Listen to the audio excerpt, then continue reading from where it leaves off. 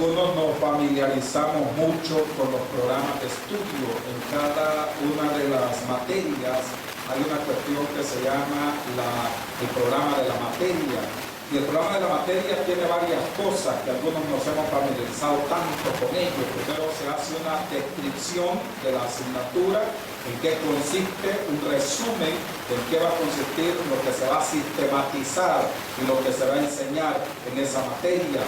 Lo segundo es hacer objetivos hacia dónde queremos llegar con la enseñanza-aprendizaje. Esos objetivos generalmente son generales y son específicos, pero hay una parte en la descripción de la materia, en el programa de estudio, que se llama la metodología, y una sección que se incluye la metodología. ¿Qué metodología vamos a dar en esa materia? Y ahí se sugieren varias cosas.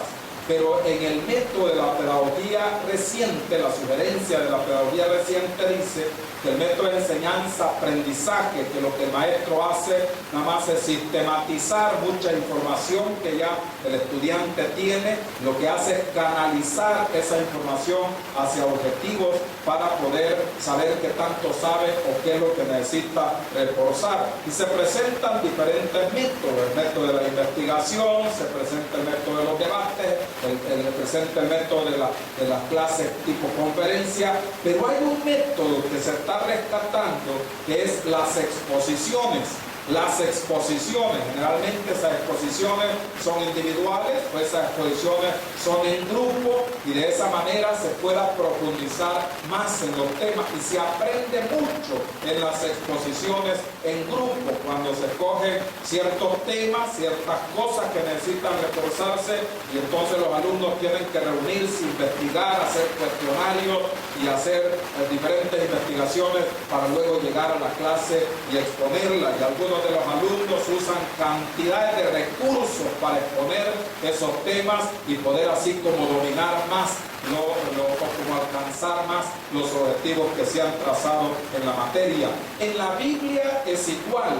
La Biblia es la palabra de Dios, pero Dios usó grandes expositores de su palabra. A veces tuvo que recurrir a auxiliares, como en el caso de Aarón, porque Moisés no sabía hablar, era tartamudo, no sabía comunicarse, entonces tuvo que ponerle una voz oficial que fue Aarón. Entonces los pensamientos, las ideas eran de Moisés, el llamado era Moisés, el poder estaba en Moisés, la misericordia de Dios estaba en Moisés.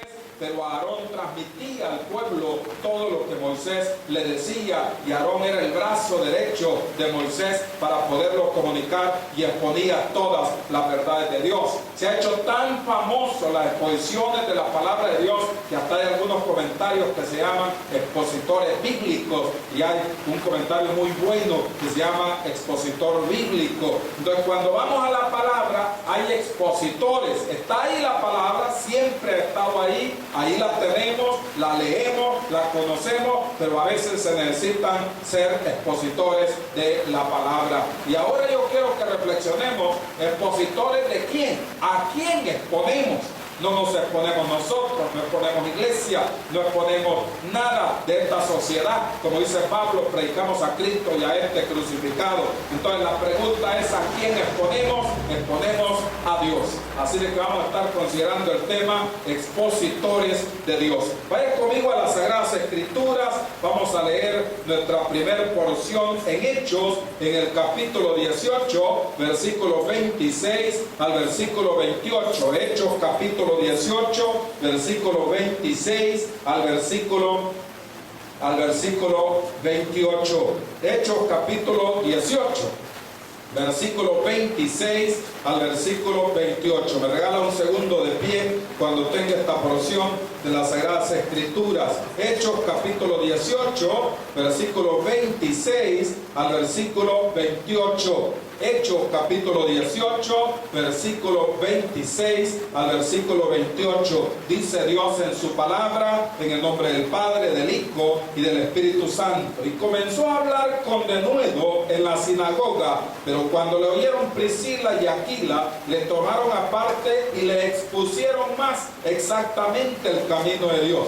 Y queriendo él pasar a Acaya, los hermanos lo animaron y escribieron a los discípulos que le recibiesen, y llegando él allá fue de gran provecho a los que por la gracia habían creído, porque con gran vehemencia refutaba públicamente a los judíos, demostrando por las Escrituras que Jesús era el Cristo. Padre, habla nuestros corazones a través de las Sagradas Escrituras.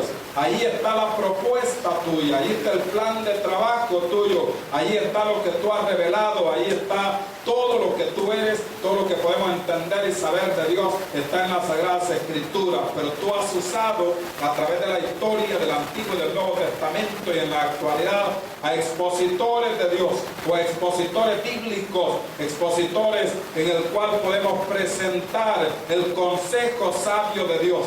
Y aún aquellos, Señor, que lo presentamos, le rogamos que nos ayude para poderlo vivir, poder caminar conforme a lo que tú has revelado, que nunca nos apartemos de esta revelación divina, que siempre estemos dispuestos, Señor, a que otros también la conozcan. Bendice tu palabra en nuestros corazones, a que sirva de consuelo y de bendición para nuestras vidas. En el nombre de Jesús hemos orado. Amén y amén. Podemos tomar asiento, amados. Expositores de Dios. En primer lugar, exponemos la verdad. exponemos la verdad. Mire lo que dice en el versículo 26, y comenzó a hablar con denuedo en la sinagoga, pero cuando le oyeron Priscila y Aquila, le tomaron aparte y le expusieron más exactamente el camino de Dios. Exponemos la verdad, y la verdad Pablo la exponía desde el punto de vista del judaísmo. Su especialidad era el judaísmo, era un experto en el judaísmo, conocía el judaísmo, había sido instruido a los pies de Gamaliel, tenía una especialidad en el Antiguo Testamento, conocía la propuesta del Antiguo Testamento. Pablo, algunos hemos llegado a pensar por el desarrollo que hace en la carta a los romanos, que tenía como un doctorado en teología, en judaísmo, como un doctorado en la palabra de Dios, por así decir el término, aunque en aquel momento no se usaba ni se manejaba mucho el término. Entonces Pablo conocía el judaísmo, sabía del judaísmo y lo podía defender. Aún es más, era celoso del judaísmo, y por eso es que persiguió a los primeros cristianos, y lo hizo, como él dice, en una oportunidad por ignorancia e incredulidad. Entonces la primera parte dice que habló con denuedo en la sinagoga. La sinagoga es la identidad judía. La sinagoga es donde el judaísmo era edificado a través de las raíces del Antiguo Testamento, pero necesitaba ahora un discipulado. Mira lo que dice la segunda parte del 26. Pero cuando lo oyeron Priscila y Aquila, le tomaron aparte y le expusieron más exactamente el camino de Dios. Priscila y Aquila estaban oyendo el discurso de Pablo. Parece un discurso muy bueno, un discurso el cual no había que discutirle en cuanto al Antiguo Testamento, pero tenía que darse el cambio hacia el cristianismo, hacia la nueva regla, hacia lo que Jesús ha propuesto y las leyes de Cristo, como él también dice en Romanos. Entonces Priscila y Aquila le escuchan, le llaman aparte y le exponen al Señor Jesucristo. Y le exponen esa verdad de Dios, porque la verdad de Dios, y me llama la atención esa palabra que le dice exactamente el camino de Dios. ¿Y quién es el camino de Dios? Cristo Jesús. O sea, anunciamos el camino de Dios, que es nuestro Señor Jesucristo. Y él claramente lo había dicho: yo soy el camino, la verdad y la vida, nadie viene al Padre sino por mí. Entonces le enseñaron exactamente el camino que es nuestro Señor Jesucristo. Aquí aprendemos algo más. Alguien puede ser muy profesional, alguien puede ser especialista en lo que ha estudiado, pero cuando viene a Cristo necesita conocer la palabra de Dios, necesita conocer el consejo de Dios. En nuestro país, en la historia del cristianismo, se dio un fenómeno, porque al principio el cristianismo solo era predicado en el campo, y solo era predicado para las clases bajas, y solo era predicado en las comunidades. Así llegó el evangelio a este país. Los primeros que se convirtieron era gente del campo, había mucha gente del campo. ¿Sabe que hay un cantón que se llama Potrero Sula, que está allá en Chalatenango, adelante de un lugar de Chalate, va a venir el lugar de ahí, Potrero Sula? Ese cantón, todos eran cristianos. Todos eran cristianos de la misión centroamericana. Llegó el evangelio, se convirtieron, establecieron una iglesia grande, y todo el cantón iba a la misma iglesia. Y todos se congregaban, y ahí salieron varios líderes, predicadores en un momento de la historia del evangelio en nuestro país. Está delante de Nueva Concepción, ahí está Potrero Sula, por Nueva Concepción. Entonces se tenía esa idea. Pero de repente, a mediados de los 80 y sobre todo en los 90 para acá, el evangelio comenzó a llegar a todas las clases sociales. Comenzaron a convertirse de clase media, clase alta, comenzaron a convertirse mucho profesional, que comenzó a venir a las diferentes denominaciones, a las diferentes iglesias. Comenzaron las iglesias a llenarse de muchos profesionales, y se dio el fenómeno que pensaban que porque era profesional venía a la iglesia y ya sabía las reglas del juego. Son dos cosas distintas, son dos cosas diferentes. Una cosa es ser especialista en lo que hace, y otra cosa es la palabra de Dios. Son dos cosas totalmente diferentes. totalmente distinta. Entonces cuando los profesionales venían, los hermanos se confundían y decían, no, como es doctor, entonces tiene que saber la palabra de Dios. Como esa ilustración que les he contado, que estaba el doctor Núñez predicando en una tribu en Guatemala y después del culto haciendo cola, la gente le dice que quiero pasar consulta con el doctor, y el doctor es en teología, nada que ver con medicina. Y entonces el doctor le dio risa y dice, no, yo no estoy aquí en la medicina, el doctorado mío es en teología. Entonces como que confunde la gente los términos. Y entonces se pensaba, ya es profesional, tiene que conocer la palabra de Dios. Es lo que le pasó a Pablo. Era profesional en el judaísmo, pero ahora es humilde en recibir la instrucción de un matrimonio que se llamaba Aquila y Priscila. Le llaman aparte y le dicen, mira Pablo, es bien lo que estás diciendo del judaísmo, pero ahora es diferente, y le dan un discipulado al apóstol Pablo. Entonces el apóstol Pablo fue discipulado por Aquila y Priscila. Y creo que algunos hemos vivido eso. Yo pensé que por venir de la iglesia tradicional y conocer muchas cosas de la iglesia tradicional, fácil podía encajar en la iglesia evangélica. Y recién convertido, a mis mejores amigos puse una casa de oración y les enseñaba sobre el rapto de la iglesia, que primero iba a venir por uno, luego iba a venir por otro, como que era viaje de agua la cuestión, y les enseñé así, les enseñé errado, y resulta que coincidencia o diosidencia, lo que quiere llamarse, el pastor en el estudio bíblico dijo, y cuando Cristo venga en un abrir y cerrar de ojos, todos vamos a ser llevados a la presencia de Dios. Y mis amigos me vieron y dijeron, este me engañó, porque me enseñó de otra manera, que era como por poquito. Entonces necesitamos conocer la palabra de Dios. Entonces lo primero que exponemos es la verdad de Dios. No se expone usted, expone la verdad. Segundo lugar, vamos ahora a otro pasaje. Exponemos a Cristo Jesús. Hebreos capítulo 6. Ahora vamos a Hebreos en el capítulo 6, versículos 5 y 6. Exponemos a Cristo Jesús. Hebreos capítulo 6, versículo 5 y versículo 6. Más adelante está Hebreos antes de Santiago y después de Tito.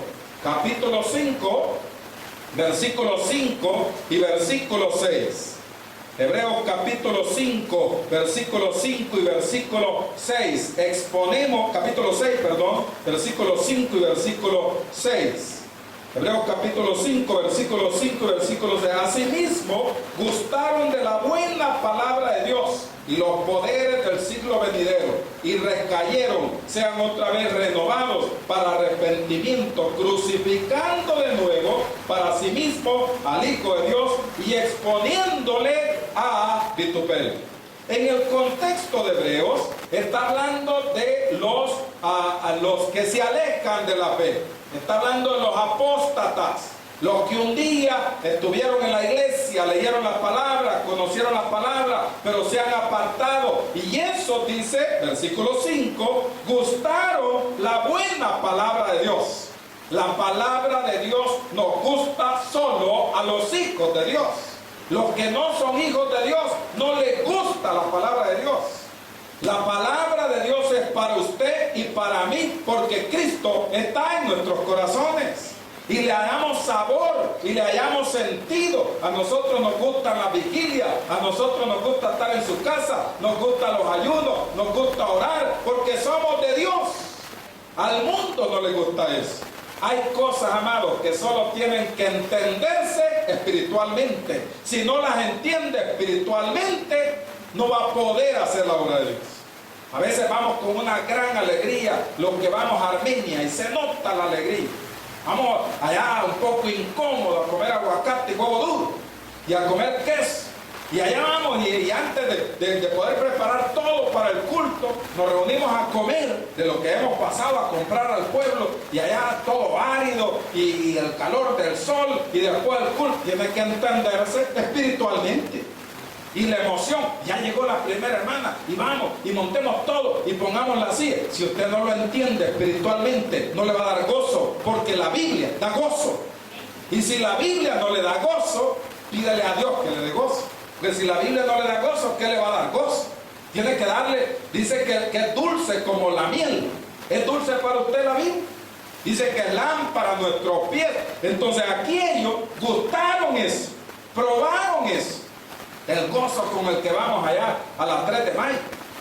¿Sabe que el viernes antepasado hasta unas hermanitas de otra iglesia habían puesto a vender pupusas y llegaron todas las termitas del Tabernáculo Santa Tecla, la Utila 2, rapidito las terminaron? Y cuando llegaron, ¿y ahora qué pasa? Habían puesto donde en el corredor donde nosotros nos reunimos, estaban las hermanitas haciendo pupusas. Y entonces dijeron, hermano, les tenemos pupusas. Y esto nadie atrasado, porque no tomamos ni pupamos, pero todo lo demás. Y al ratito yo pregunté, ¿y qué pasó? Las hermanas ya están, no, ya terminaron. Ya se habían terminado todas las pupusas. ¿Y con qué alegría, no? Después de que nos reunimos, oramos, damos gracias a Dios. Y se nota, se percibe el gozo con el que estamos allí haciendo la obra de Dios. Se entiende espiritualmente. Y además se entiende espiritualmente, miren la última parte del versículo 5. Y fueron hechos participantes, versículo 5, y dice, y los poderes del siglo venidero. La vida cristiana es vida de poder. El cristianismo es vida de poder, porque la Biblia dice, recibiréis poder cuando haya venido sobre vosotros el Espíritu Santo. El poder ya está en usted y en mí es el Espíritu de Dios en nosotros. Y luego en el versículo 6, entonces ellos están llevando a Cristo, hablando de los apóstoles, los que se apartan, los que se separan. Dice el versículo 6, miren la última parte, no leer todo porque tengan, y recayeron, sean otra vez renovados para arrepentimiento, crucificando de nuevo para sí mismo al Hijo de Dios y exponiéndole a vituperio. Nosotros exponemos a Cristo como la pintura perfecta. El cristiano no se expone él, nos hacemos a un lado y exponemos al Cordero de Dios. No es usted y yo el importante se llama Cristo Jesús. A Él le exponemos, a Él le presentamos. No sé si usted se ha fijado ¿cuántos han participado alguna vez en exposiciones de pintura? ¿Cuántos han participado alguna vez? Exposiciones de pintura, en cualquier lugar, aunque sea pintura que ponen en el parque ahí de Daniel Hernández, que ahí le ponen una pintura que hacen ahí en el Paseo del Carmen, está uno que está pintando, miren qué bonito pinta, un arquitecto, y ahí está haciendo las pinturas, y las hace bien bonitas, le va dando forma. Entonces, aunque no haya participado en esas exposiciones de pinturas caras o grandes pintores, cuando usted llega a una exposición de pintura, se detiene a ver la pintura, no tanto el pintor. ¿Se ha fijado en eso? Porque generalmente los pintores, todos son distraídos. Todos los pintores, no se ha fijado, todos barbados, todos distraídos, todos ahí, y andan como jugados. Casi todos los pintores son jugados, ¿se ha fijado? Por lo menos la mayoría de los que yo conozco son muy linda gente, muy entrados. Pero aún cuando están en el culto, están ahí todos jugaditos. Nosotros conocemos un gran pintor allá en Suchitoto, le tenemos un gran aprecio, ha hecho una pintura preciosa allá en Suchitoto. Es conocidísimo, ha estado hasta con presidente de Estados Unidos. Y entonces cuando usted va, se detiene en la pintura. Y hay pinturas, amado, que usted tiene que detenerse para entenderla. Y usted la ve, y que esto, pues, y ve un montón de manchón, así, y un montón de ladrillos, y como de repente se va a detener y le comienza a ver, es una cara, y aquí va, y aquí, pues son las pinturas, las mejores pinturas. Las mejores pinturas usted no las reconoce así, a simple vista. La mejor pintura es Cristo Jesús, y que está pintado en su corazón. En su corazón.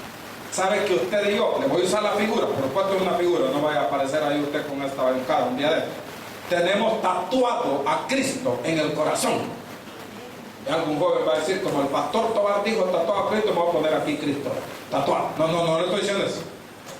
La Biblia en el Antiguo Testamento dice con respecto a los tatuajes. Nadie se va a condenar ni se va a salvar por tener un tatuaje, pero allá la Biblia condenaba la cuestión. Me voy a hacer un corazón con una flecha y le voy a poner Jonathan. No, eso no.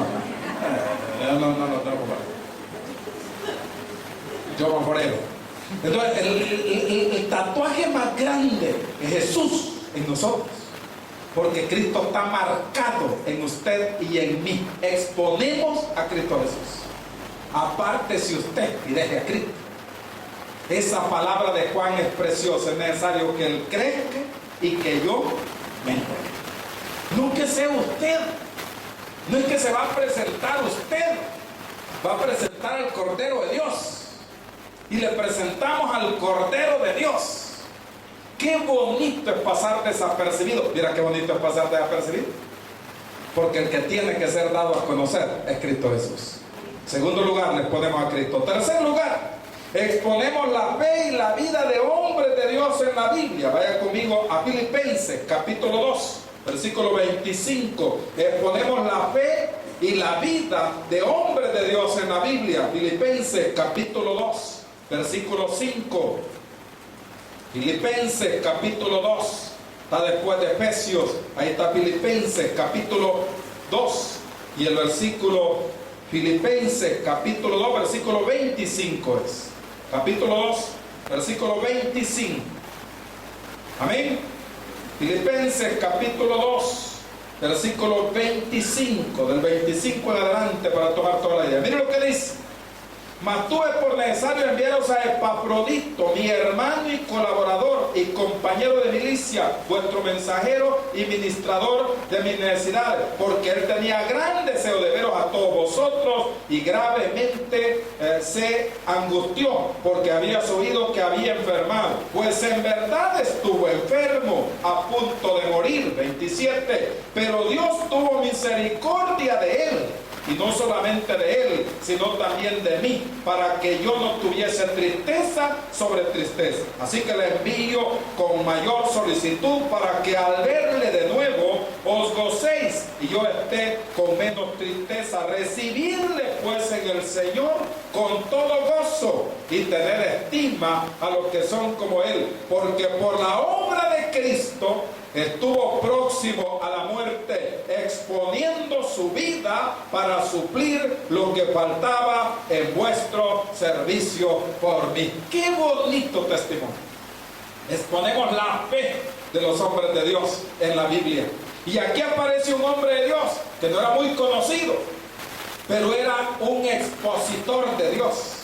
Había expuesto su vida por el testimonio de Cristo, había expuesto su vida por la vida de Pablo, había expuesto su vida por la vida de otros hermanos, según lo dice ahí el contexto. Y dice que vemos la fe de cómo fue sanado, y no una enfermedad simple, no era gripe, no era una enfermedad sencilla, una enfermedad grave, según lo dice el versículo. Miren lo que dice el versículo 27, lo cual nos indica qué clase de enfermedad había tenido Epafrodito.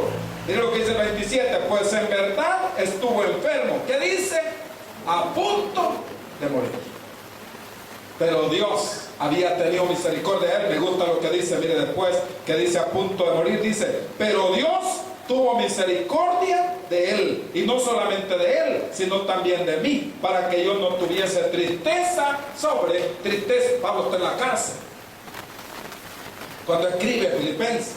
Entonces le llega la noticia que un discípulo que él quiere mucho, el cual había puesto la vida por el Evangelio y por Cristo, de repente enferma, casi de muerte, a punto de morir. Y Pablo ya estaba pensando, y si muere este discípulo que estaba pendiente de él, ¿qué va a pasar? ¿Quién va a venir a la cárcel? Y entonces Dios lo sanó, porque dice la segunda parte del 27, pero Dios tuvo misericordia de él. Apliquémoslo a nuestras vidas, amados. Muchos hemos estado a punto de morir, y Dios ha tenido misericordia de nosotros. Ahí lo podemos leer. O sea, ya no seamos Epafrodito, aunque fuera bonito que ponga Epafrodito Tobar, mire qué bonito fuera. Pero no le ponga ahí el nombre suyo. ¿Cuántas veces hemos estado a punto de morir? Y Él nos ha salvado. Y han tenido que usar hasta esas máquinas para resucitarlo. Han tenido que ponerle hasta oxígeno. A muchos de los que estamos acá han tenido que recurrir al oxígeno.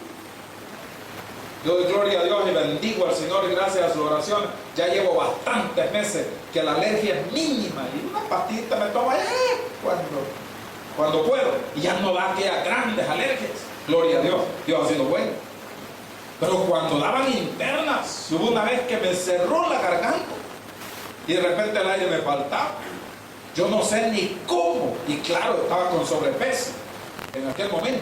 Yo no sé ni cómo, mi esposa me subió al carro y me llevó a la casa de la salud, se metió en sentido contrario, dice ella. Yo no me acuerdo nada. Yo me acuerdo al día siguiente lo que tengo que pagar en la casa de la salud, porque por una noche que habíamos estado ahí llegaba como $500. Es lo que eso sí me acuerdo. Y al día siguiente, cuando dije, ¿qué pasó ya con el oxígeno? Oh, sí, me lo traje acá. Tuvieron que ponerle oxígeno y ayudarle para que no se ahogara. No, hombre, le digo, yo tengo que ir a dar clase. ¿Y cómo vamos a pagar esto? Ahí estaba la mano. Yo no me iba a morir del baile que me faltaba, no de la casa de la salud. Me dijo, no se preocupe, que ya voy a ver cómo consigo. Y dijo, porque una bendición tiene mi esposa, le consigue en 2, 3 patadas dinero. Pero así rapidito. Comenzó a llamar por teléfono a José Perencel por ser buena paga. Mire la gente que es buena paga. A usted nunca le presta porque nunca paga.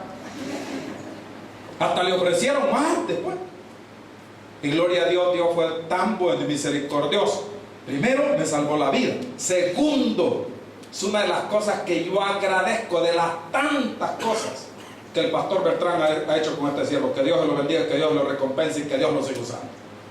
Cuando el pastor Bertrán supo lo que había pasado, dijo, pásenme la factura de la clínica, que yo voy a pagar eso. Y no la iglesia, yo voy a pagar eso. Después supe que se había vacunado hasta los Christian Bikers. Le dijo, no, yo di la factura, pero ahorita paguen ustedes también, pongan una cuota ustedes también. Y los hizo que Christian Bikers dieran unas ciertas cantidades. Que Dios lo recompense también a los Christian Bikers. Ellos lo hacían por obligación. El pastor Toby lo hacía por amor. Entonces, hemos estado a punto de morir muchas veces. ¿De cuántas le ha librado el Señor? ¿Cuántas veces? Se puso grave. De la temperatura le dio más de 40. Siempre anda usted caliente, ¿verdad? Pero de otra cosa.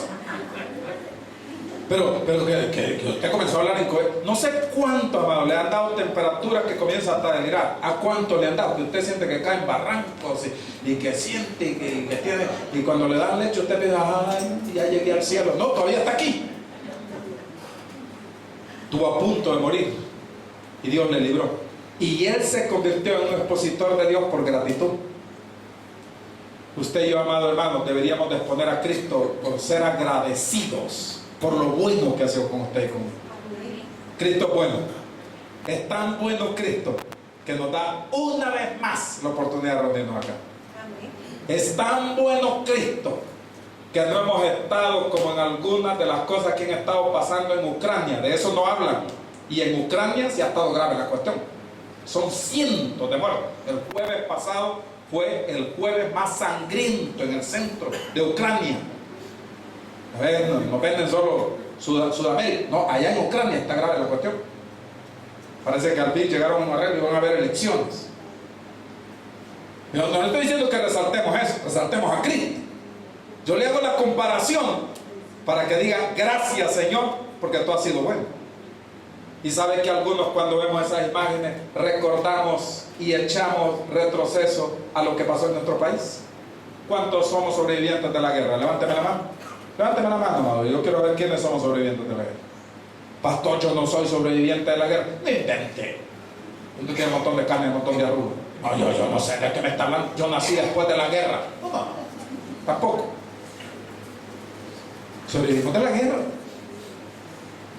Y revive así. No sé a cuánto le pasa. A mí me pasa. Cuando veo esas imágenes, revivo el entierro de Monseñor Romero. ¿Cuántos se acuerdan, hermano? La muerte, el entierro de Monseñor Romero, mucha gente no murió de balas. Mucha gente murió porque se caían y la gente pasaba sobre ellos, huyendo, en el mero centro de San Salvador. Corrió la sangre en el mero centro de San Salvador. A los jóvenes tienen que saber eso. Después tuvieron que abrir, echar agua para lavar la cantidad de sangre que había caído. ¿Se acuerdan, hermano? Ese es nuestro país, la historia. Ignorar la historia y repetir los mismos errores de la historia, dijo alguien. Entonces, gloria a Dios, sobrevivimos. Y las noticias hablando de todo lo que había pasado, todo lo que había sucedido. Y pasaron cuadros duros en la guerra, pero duros, momentos duros, los cuales pasamos en medio de las balas. Tenemos que saltar sobre los cadáveres. De repente vamos para San Miguel y encontramos los cadáveres. ¿Cuántas veces nos encontramos así? Y la tormenta de balas, y nos teníamos que meter debajo de la cocina, nos metíamos debajo de las camas, Y Dios fue bueno, a punto de morir. A punto de que les cruzaron, se volvieron famosos los aerotaxis. ¿Cuántos se acuerdan que había los famosos aerotaxis para irse para San Miguel? Porque había un punto en los que se pasaba, que ya él sabía que era un punto que podía haber algún enfrentamiento. Aquí, a punto de morir, y la gracia de Dios fue con usted y conmigo. Y por eso exponemos la fe de esos siervos de Dios. Y por eso exponemos que Dios ha estado con nosotros. Y Dios va a estar con nosotros. Cuarto lugar, exponemos con todas las herramientas. Regresemos a Hechos 28, con todas las herramientas. Hechos 28, 28. Exponemos con todas las herramientas. Cuando se hace una exposición secular, usamos todas las herramientas habidas y por haber. Hechos 28, 28. Hechos 28, 28, 18, perdón, 18, 28.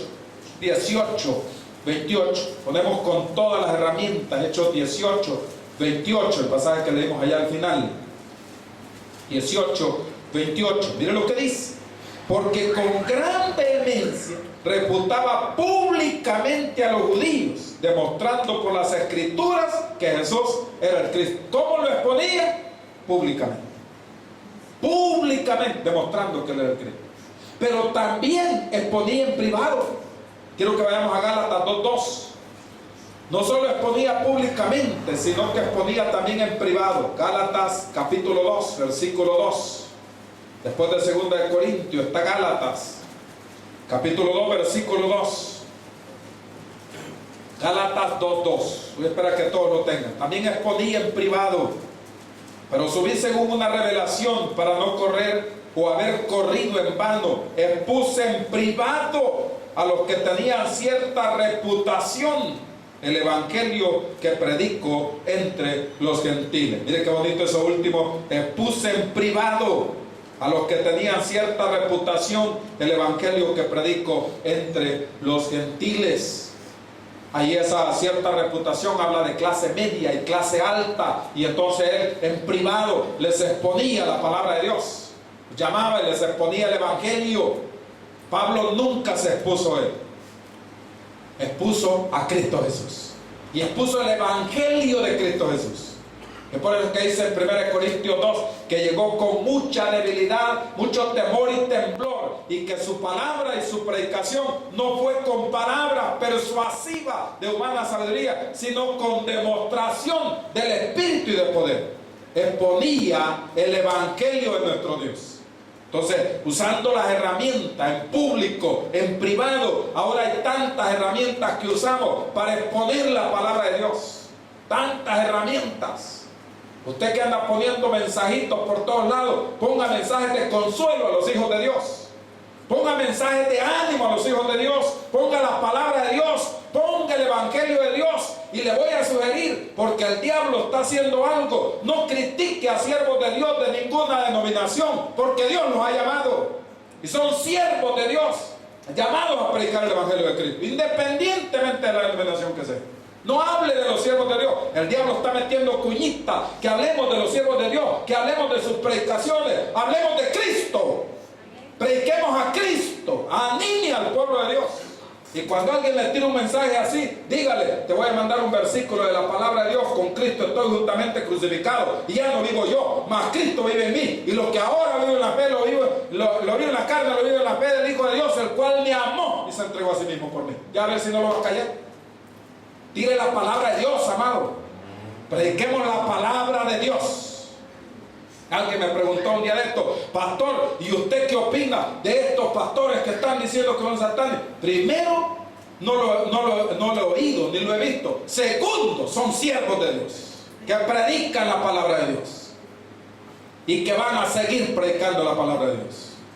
No va a creer que alguien me dijo que uno de los signos preciosos, si alguien me acuerda porque se lo comenté a alguien, de que sea mi universo, he escuchado al revés, es satánico. Mentira, el diablo, amado. Si nos ha bendecido grandemente, no hay de qué inventar.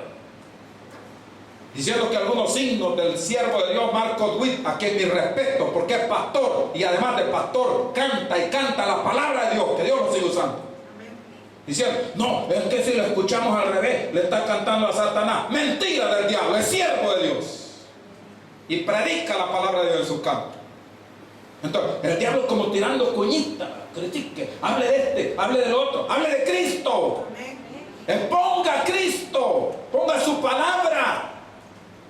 Maldición que se acarrea aquel que habla de los siervos de Dios, porque los siervos de Dios son las niñas de los ojos de Dios, independientemente de la denominación.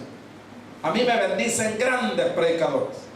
A mí la segunda novia que tengo, aparte de mi esposa, Joyce Meyer, de mi novia, me ha bendecido tanto en su predicación.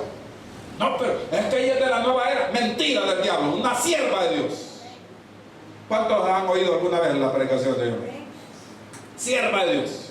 Dios la ha usado y me toca el testimonio de esa mujer, violada por muchos años, y Dios la levantó de ahí, la liberó para ser el gran instrumento de Dios, de lo vil del mundo. ¿Usted cree que no le va a tocar de los tantos años que fue violada y ahora Dios la usa grandemente? Así de que no hablemos de los que predican la palabra de Dios, hablemos de Cristo. Hablemos de Cristo. Hablemos del Cordero de Dios que quita el pecado del mundo. Entonces, aquí vemos cómo está la fe de esta gente. La fe de esta gente. No hagamos como ese niño en la escuela bíblica. Vaya niño, les vengo a hablar de Pablo. Y el niño dijo, ya vienen a hablar de la gente. ¡Hable de Cristo! ¡Hable del Cordero de Dios! Nos enfocamos en Él. Y sabe, amado, que cada vez que presentamos a Cristo, Dios nos va a respaldar. ¿Oyó bien? Dios nos va a respaldar. No como una lora, que dicen que había una lora que la crucificó la dueña porque era muy mal criada, era muy mal hablada. Entonces, día de tanto dijo, no, a esta la voy a crucificar porque ya es demasiado. Entonces la crucificó y la puso a la par de un crucifijo en la casa. Tenía un crucifijo ella en la casa y ahí crucificó a la lora. Y la lora toda desubicada y le queda viendo al crucifijo y le dice, hey Inri, ayúdame. Ella no estaba presentando a Cristo como leía arriba de la cruz del crucifijo. Inri pensaba que Inri era el que estaba ahí. Le tenía que decir, hey Cristo, ayúdame. Porque nosotros tratamos de desviar el mensaje de Dios. El mensaje de Dios es el mismo. El que cree en Cristo tiene vida eterna. El que rehúsa creer en el Hijo no verá la vida. Cristo es la vida, Cristo es salvación, Cristo es todo. Expongamos al Cordero de Dios. No se desenfoque. Estamos acá para que el mundo conozca de Jesús. No estamos acá por rótulo. No estamos acá para decir, es que tiene que conocer el taber. Eso es lo de menos. Tiene que conocer a Cristo Jesús. Si después se quiere unir a una de nuestras organizaciones, gloria a Dios. La denominación no es lo más importante. Yo bendigo a Dios porque le tengo alumnos en todas las denominaciones. Cualquier denominación que vaya, ahí hay un alumno que ha pasado por mis aulas. Ahí hay un alumno. Y me da gozo el ver alumnos en Apóstoles y Profetas, en la Iglesia de Dios, en Manantiales de Vida Eterna, en la ELIN, en la Misión Centroamericana, en los bautistas tradicionales, hasta en la Iglesia del Nazareno hay alumnos que han pasado por mis aulas. En la iglesia hay una que se llama Samaria, hay una que se llama Rosa de Sarón, no sé si lo he oído mencionar. Este siervo le sistematizó la doctrina a esa Rosa de Sarón. Tenía la central allá arribita por el hermano cercano, el hermano lejano, no sé ni cómo se llama porque ya lo cambiaron un montón de veces. Por ese monumento. Y tenían la iglesia central, la iglesia Rosa de Sarón. Estuve yendo a apoyar mucho. Porque Cristo no es denominación, Cristo es la verdad. Y el que está con Cristo está en la verdad. Pastor, y ellos están en la verdad. Por supuesto, nuestros hermanos en Cristo. Mi admiración y mi respeto para la Asamblea de Dios, que ha hecho un trabajo maravilloso en este país. Y la Misión Centroamericana, que son más solemnes que nosotros. La Misión Centroamericana tienen culto fúnebre cada vez que se reúnen. Usted y yo por lo menos le cantamos un poquito alegres y ya usamos el ¿cómo se llama ese bote que usa el hermano ahí? Que algunos ya lo comenzaron a tocar muy bien. La guira, algunos ya volvieron expertos en la guira. Ahí usted ve a la hermana Glorita con la guira, está con el pie. No, ya se volvieron expertos. Usted va a la Centroamericana, hay que ver. Hay que ver. Algunos son tan especialistas en la pandereta aquí que hubo una pandereta que se le cayeron todos los coladitos y de repente lo tenían como dos y estaba sonando y que suena y ya solo dos tiene, hombre, te pone otra. Son nuestros hermanos en Cristo. No hable de pastores, no hable de iglesias, no hable de denominaciones, hable de Cristo. Porque a Él les ponemos. Y quizás el corazón de este mensaje es, amado, les pongamos a Cristo, hombre. No se pierda. No deje que el enemigo lo despille. No deje. Y a veces cuando tenés razón, fíjate, tenés razón, hoy, tenés razón, vos sí tenés razón. Y dígale, no tenés razón, fíjate. Porque yo soy seguidor de Cristo, amo a Cristo, vivo para Cristo y Cristo me ha concedido la vida eterna. Y yo voy a estar con Cristo siempre. Yo voy a estar con Él siempre. Y si usted está con Cristo siempre, hermano, no se preocupe que ya la respuesta a las peticiones fueron dadas. Créale. Créanme. Hoy vamos a estar viendo en la tarde seguridad de oraciones contestadas. Y hay un versículo, hermano, donde una sierva de Dios dijo no más porque ya me contestó y no se la había contestado. Porque algunos dicen, Dios ya me contestó la depresión y sigue deprimido, entonces no la ha contestado. No, si se la contestó, usted se va a levantar y nada más depresión en el nombre de Jesús. Le da una patada en el nombre de Jesús. Ya no más depresión. Se levanta, se hace la pata de gallo y le pone frente al espejo y dice, yo soy mejor que Diana. Me refiero a la princesa, no me refiero a la diosa. Se levanta en el nombre de Jesús. Ahí a Dios le contestó. Porque yo creo esto que le voy a decir, amado, y Dios me lo estaba diciendo. Las depresiones no pueden venir de Dios, porque Dios se goza